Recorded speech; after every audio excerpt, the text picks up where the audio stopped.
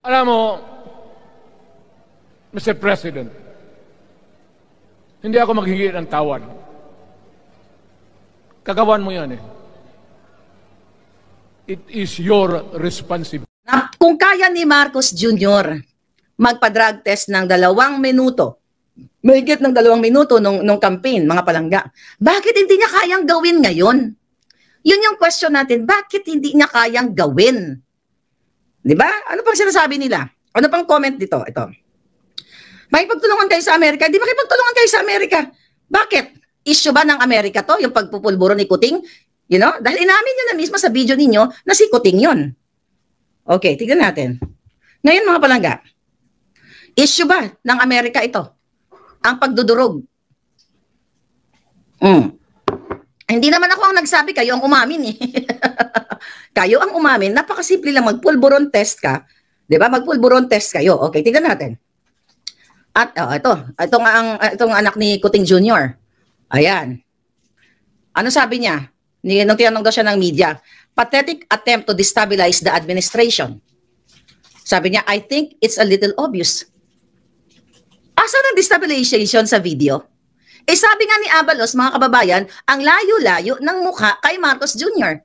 Bakit si Sandro ay sinasabi niya, okay, pathetic attempt to destabilize the administration. So ibig sabihin, yung video na yon ay yung tatay niya. Sino ba ang presidente? Ibig sabihin, sa pamamagitan ng kanilang pananalita sa pagdepensa, okay, ng kanilang pulboronic, ibig sabihin, inamin nila, diba, subconsciously, alam nila na tatay niya yon. Eh kasi kung may mga nagpapalabas from kung saan-saan ginawa lang, or Korean novela, Chinese novela, mga ganun. Eh bakit sinasabi ni Sandro Marcos na pathetic attempt to destabilize the administration? So sino ang i-destabilize na administrasyon? Hindi ba tatay niya? Eh akala ko ba galing sa telenovela yung video? Akala ko ba, sabi ni Abalos, ang layo-layo? Oh, at ang sabi niya pa, yeah. So ibig sabihin mga palangga, alam nila sa sarili nila na tatay niya yon, at alam ni Abalos na yun yung boss niya. I did not say that 100% si Marcos Jr. Ang sabi ko lang, kayo ang humusga. Kailangan nyo mag-speak up day. O yung mga military, AFP, PNP, nasa inyo naman yan. Kung kayo ay gusto nyo pa rin na pamunuan kayo ng isang bangag. Diba? Nasa inyo pa rin yan kung gusto nyo kayo ay pamunuan ng smuggler, kidnapper, lahat na, unless you're part of it. Sumumpa-sumpa kayo sa bayan, tapos ngayon, o dati sinahamon nyo, o Maharlika, wala namang video eh. Maharlika, ganyan, o pinakitaan na kayo ng video. Well, sinabi ko naman na sa inyo mga palangga, na yun nga lang, yung authority to op at saka pre-op ni Agent Morales. Diba? Anong ginawa nila doon? Diba? Sabi nila AI din.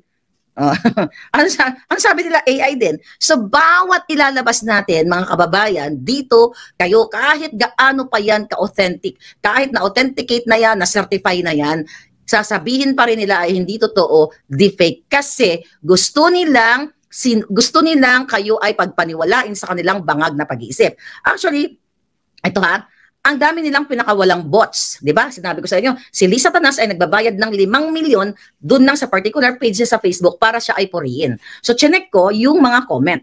Okay? Mag-ingat kayo na kunyari, okay, yung kunyari naniniwala, katulad nito, ito troll to. Mga fake news lang ang mga ito para maghasik ng pagdududa. Ang tunay na impormasyon ay ang mga ginagawa ni BBM para sa bayan. Identical yung mga comment dito. Itong mga comment na to, ilang beses ko nakita. Okay? Fake news lang. Okay? Ito pa yung mga tipong fake news lang ang video na ito. Yan, na ito para maghasik ng pagdududa.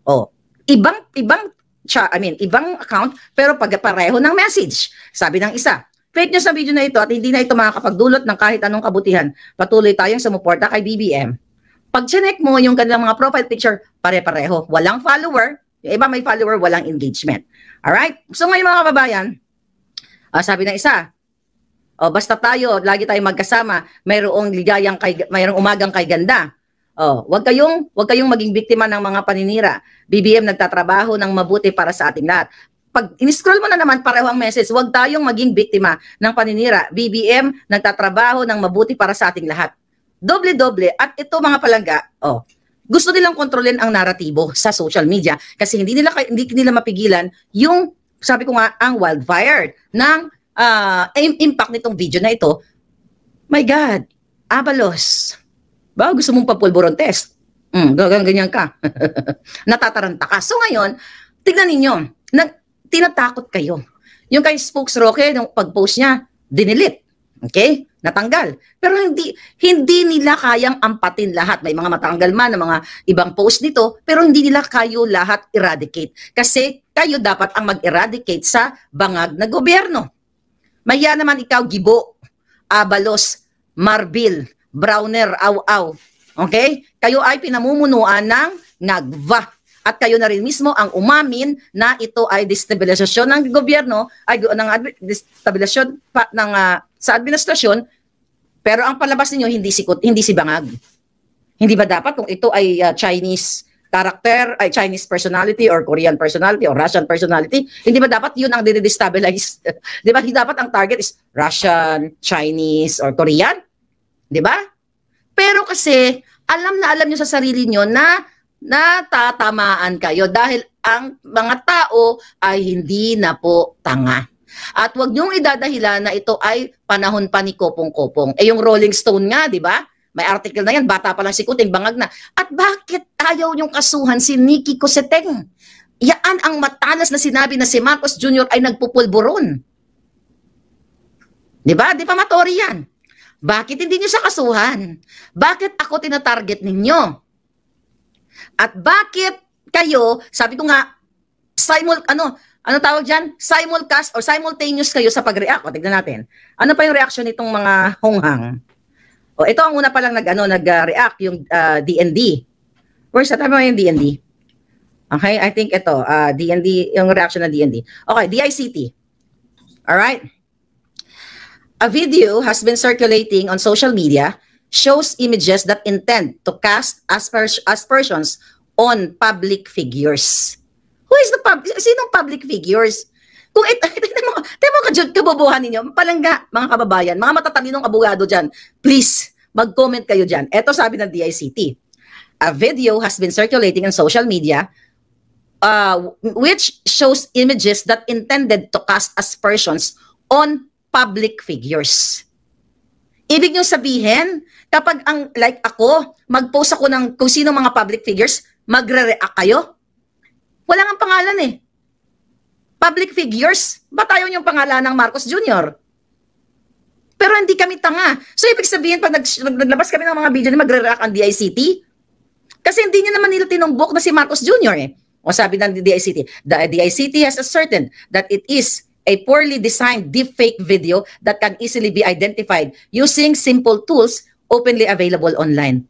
Bakit hindi nyo i-share kung ano yung tools na sinasabi ninyo para ma-educate nyo rin yung taong bayan para sila mismo ang mag-check kung ano yung sinasabi nyo DICT. Oh, sabi mo, ilabas nyo, kunyari, itong tool na to is X tool, okay? XAI, ganyan. YAI, B, AI. Then yung tao mag-check at kung paano itong tool na ito mag-manipulate ng deepfake. Pero, ang bilis niyong mag-react kasi nataranta kayo.